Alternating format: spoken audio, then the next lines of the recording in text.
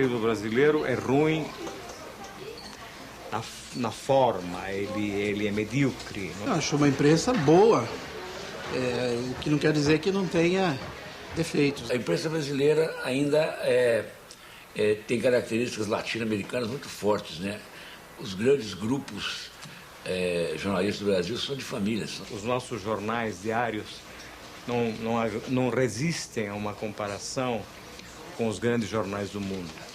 Você não tem um grande jornal como Le Monde, por exemplo, na França, que não pertence a uma família francesa de 2000 anos e que defende os interesses corporativos da categoria.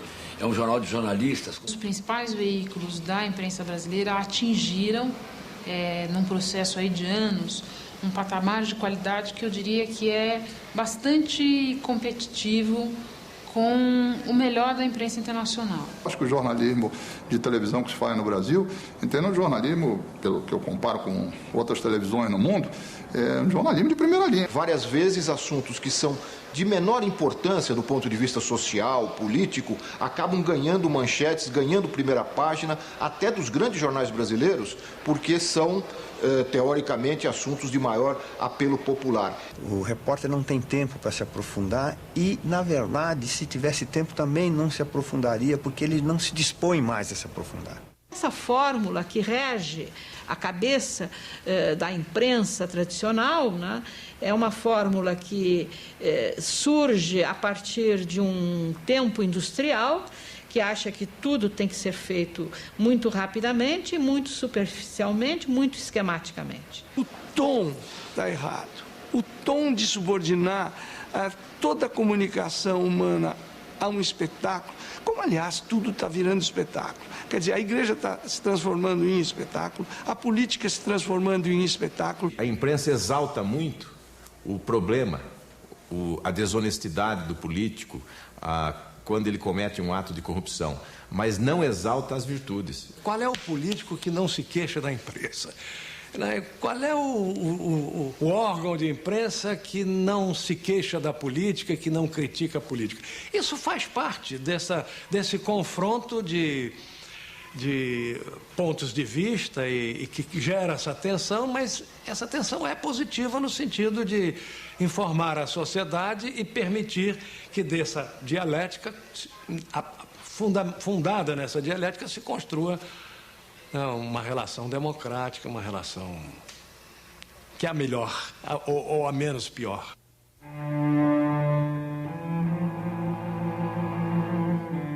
Tardia e sob censura. Foi assim que nasceu a imprensa brasileira. A coroa portuguesa proibia a impressão de jornais. Os brasileiros só vieram a conhecer o jornalismo através do Correio Brasiliense, editado pelo português Hipólito José da Costa em Londres e distribuído no Brasil. No mesmo ano, 1808, era lançada a Gazeta do Rio de Janeiro, embrião do atual Diário Oficial. Toda a imprensa reflete o passado do país, né? A imprensa americana reflete o passado do seu país, a inglesa, a francesa. E a nossa, né? A nossa reflete um passado autoritário. A gente não pode esquecer que o Brasil foi um dos últimos países a ter uma tipografia. Para que nós entrássemos na era de Gutenberg, precisou o rei de Portugal, a família real, fugir de Portugal trazendo uma tipografia, por acaso, nos porões de um navio, para se criar uma imprensa oficial. Pelo menos isso tínhamos que ter. A imprensa no Brasil nasce marcada por essas ideias da primeira fase da história da imprensa, que é a fase que nós chamamos da imprensa submissa às razões de Estado, mas ela já é também contemporânea de um movimento novo de ideias filosóficas do iluminismo francês, que defende a razão humana como instância de decisão dos problemas na sociedade. Se fazer jornais no Brasil colônia já era difícil, no Império as coisas não ficaram mais fáceis. Os poderosos não gostavam de críticas e a imprensa panfletária da época não perdoava ninguém. Havia muitos jornais e muito poucos leitores. Os jornais não eram empresas, os jornais pertenciam a grupos, facções, eram folhas muito simples, né? Sem grandes recursos gráficos, e reinava nesses jornais a sua excelência, o artigo, né? A retórica, a opinião.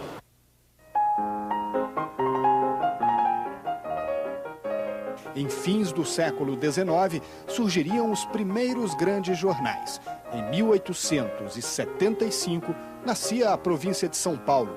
Em 91, foi a vez do Jornal do Brasil. E 4 anos depois, chegava às ruas o Correio do Povo, em Porto Alegre. O primeiro jornal empresa brasileiro seria o Estado de São Paulo, talvez no Rio, o Jornal do Brasil. É o que são jornais feitos nessa época que nós já poderíamos considerar como jornais que funcionavam em bases empresariais. Quer dizer que a figura do jornalista se destaca da figura do dono do jornal.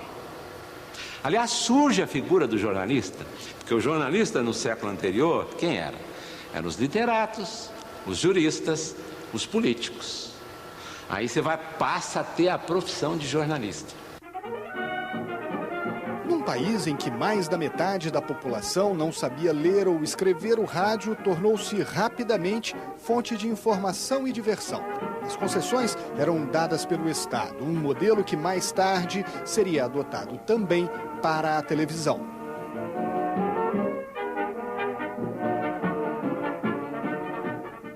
A relação entre mídia, e principalmente mídia eletrônica, com o poder no Brasil é uma relação promíscua que remonta aos tempos do primeiro governo Vargas. Pode parecer muito longínquo, mas ali está a raiz, em 1932, quando Vargas, em vez de, e poderia fazer isso, estatizar as emissoras de rádio, torná-las simplesmente estatais, como fizeram alguns países no mundo, preferiu entregar, outorgar concessões à iniciativa privada para que ela viesse a desenvolver esse tipo de empreendimento comercial. Ora, em troca dessa outorga para que concessionários passassem a ganhar dinheiro com o rádio, a troca foi o apoio político. E por isso existe um grande cerceamento sobre a liberdade do rádio no Brasil. Não na forma de uma censura ao rádio, mas na forma de um controle muito grande do espectro de rádio, a quem são dadas as concessões. Então você não tem praticamente até hoje nenhuma emissora, nenhuma frequência concedida a um sindicato, a uma central sindical, ao contrário do que acontece, por exemplo, na Bolívia, em outros países latino-americanos. O chefe do governo recebe em audiência especial a diretoria da Associação Brasileira de Rádio. É o dia do rádio e os radialistas desejam dizer do seu reconhecimento ao seu grande amigo, o presidente Getúlio Vargas.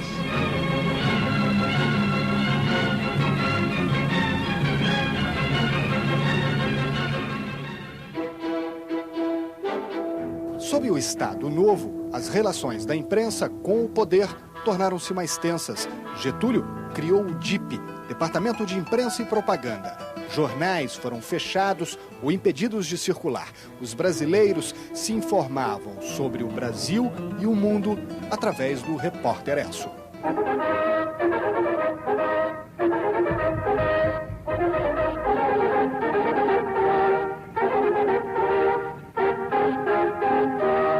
Aqui fala o repórter Esso, testemunho ocular da história. A Rádio de Hamburgo, depois de transmitir o crepúsculo dos deuses durante muitas horas, acaba de anunciar o Führer morreu. A imprensa nesse período da história do Brasil é uma imprensa partidária. Ela já é um jornal empresa, mas ela é muito partidarizada. E com relação ao caso do Getúlio especificamente, essa partidarização se manifesta muito forte no segundo governo Vargas, eleito democraticamente. Carlos Lacerda foi um exemplo típico, né? Era um homem, um jornalista brilhante, extraordinário, cuja, na cabeça, ele só pensava em derrubar o governo, quer dizer, usar a imprensa para ser um protagonista do processo político, quando a imprensa não é um protagonista nesse sentido. De fato, o Lacerda tocava um jornal, aparentemente jornal empresa, que é a Tribuna da Imprensa, que existe até hoje, mas esse jornal, se nós compararmos com o resto da imprensa brasileira, ele nunca foi importante do ponto de vista empresarial. De 45 em diante, quando o país se redemocratizou da primeira vez, nós temos inúmeros episódios em que a imprensa quis ser protagonista. Quer dizer, ela não se contentou em informar e passar para a opinião pública as informações que depois poderiam se refletir nas eleições. Ela queria ser protagonista.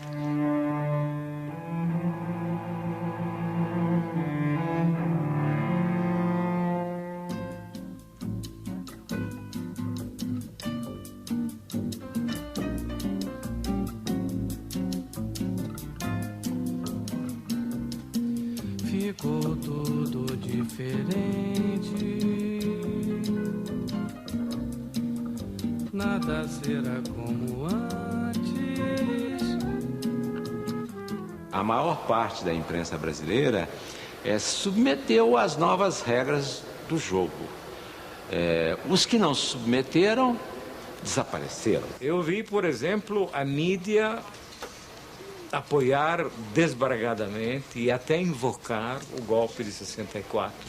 A imprensa brasileira, você sabe disso, é um monopólio de alguns grandes grupos econômicos ligadíssimos ao sistema, ao capitalismo, aos norte-americanos. Que não estivesse com a democracia liberal, estilo norte-americano, que na América Latina implicava, inclusive, por exemplo, o apoio da CIP, Sociedade Interamericana de Imprensa, que defende a liberdade, a imprensa livre que é a imprensa privada. Bom, quem não aderisse a esse modelo, na verdade, era considerado inimigo.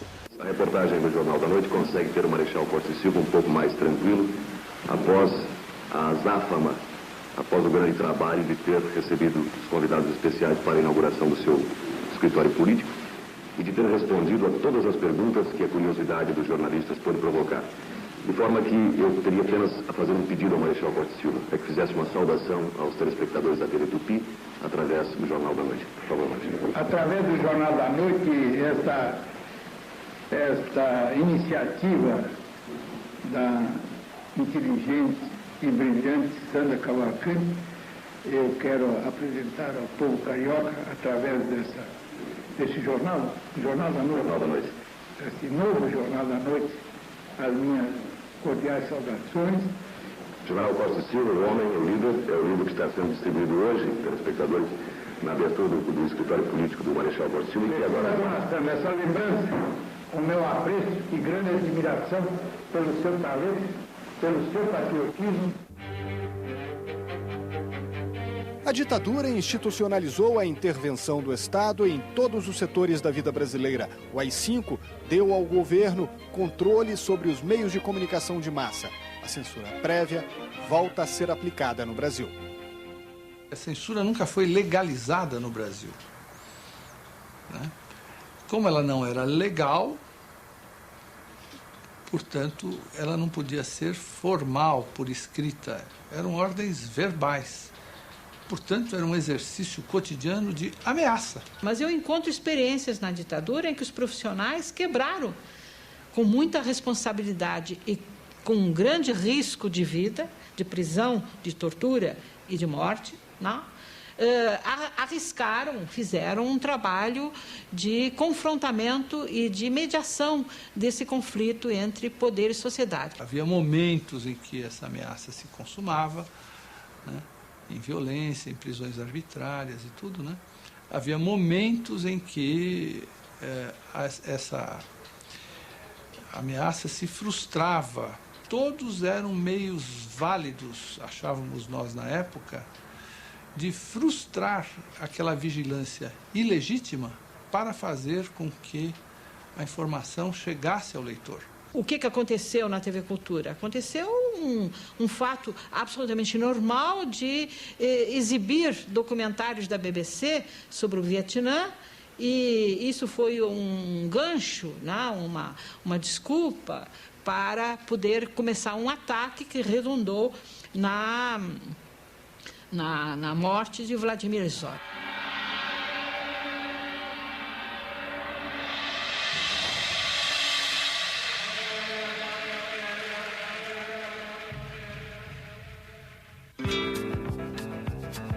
A TV Globo nasceu em 1965. Um acordo com o grupo norte-americano Time Life deu à emissora a liderança do mercado. Um episódio que hoje faz parte da história recente da política e do jornalismo brasileiros. No fundo são o quê? Meia dúzia de famílias? 10 famílias que mandam no pedaço? Entende? Então, o que é a imprensa brasileira? O que é a mídia brasileira? São 10 famílias. Eu sou do tempo da TV Tupi. A TV Globo estava nascendo. A TV Tupi tinha praticamente um monopólio. Praticamente não, tinha de verdade um monopólio da audiência no Rio e São Paulo. E os diários associados àquela cadeia gigantesca. Aquilo foi um momento de transição do Império Chateaubriand para o Império Roberto Marinho. O padrão da Globo cresceu enormemente e bastante para desbancar a Tupi, que já estava em processo de esvaziamento e de decadência. A CPI apurou que o contrato era, na verdade, um contrato de participação, era um contrato financeiro de participação de capital e considerou o contrato inconstitucional, ilegal. E a TV Globo, acabou desfazendo os contratos, só que já tinha produzido o seu efeito.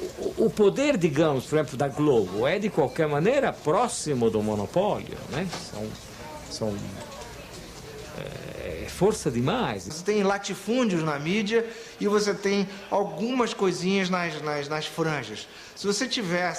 Se o Brasil tivesse mais rádios comunitárias, mais TVs comunitárias, possibilidade dos jornais comunitários se articularem, etc., eu acho que a gente teria uma rede de informações que poderia se contrapor. Ninguém quer a falência da Globo, não, porque isso seria também um desastre. Mal ou bem, a Globo é uma grande empresa e é uma empresa nacional. Isso que é importante. Pode proteger o grande capital, tem a visão do grande interesse, é conservador, é isso, é aquilo, mas é nacional, é brasileira. Isso é muito importante, né? É muito poder, muita responsabilidade e muita cobrança, vamos ter claro. Cobra-se muito.